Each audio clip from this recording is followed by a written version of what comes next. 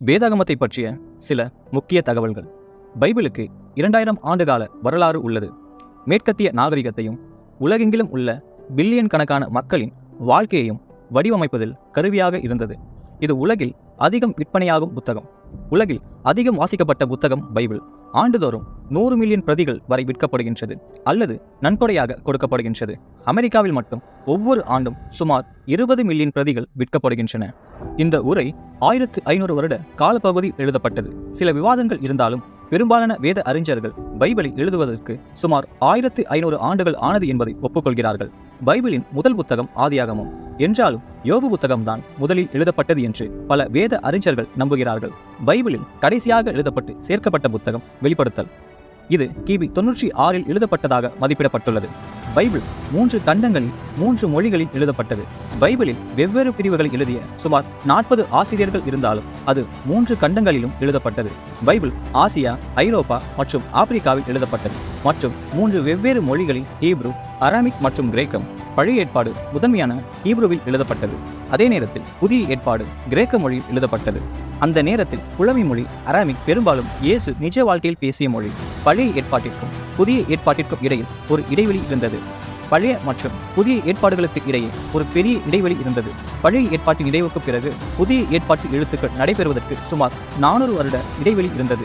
இந்த ஆண்டுகள் அமைதியான ஆண்டுகள் என்று அழைக்கப்படுகின்றன. கவர்ச்சிகரமான உண்மைகள். பைபிள் 6 லட்சம் வார்த்தைகளுக்கு மேல் நீளமானது. பைபிள் 1000 அத்தியாயங்களுக்கு மேல் நீளமானது. பைபிள் 185 பாடல்கள் கொண்டது. பைபிள் 21 கனவுகள் பதிவு செய்யப்பட்டுள்ளது. பைபிள் உள்ள சிறிய வசனம் 2 வார்த்தைகள். யோவான் 11:35.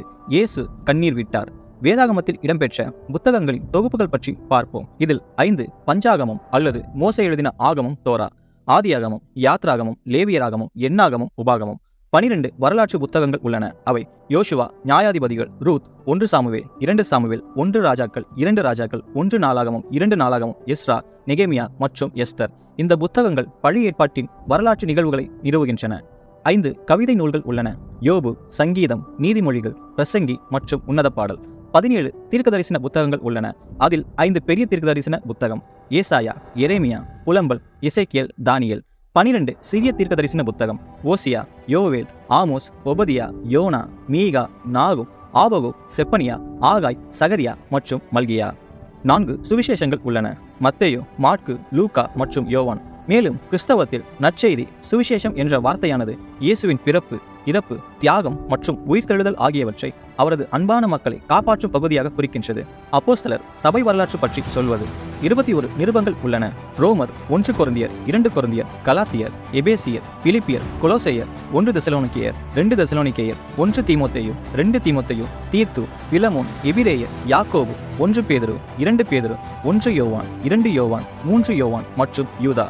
வெளிப்படுத்தல் புதிய ஏற்பாட்டு தீர்க்கதரிசன புத்தகம் ஆகும். பைபிளில் 35,66,480 எழுத்துக்களும் 8,10,697 வார்த்தைகளும் 31,175 வசனங்களும் 1,189 அதிகாரங்களும் மற்றும் 66 புத்தகங்களும் உள்ளது.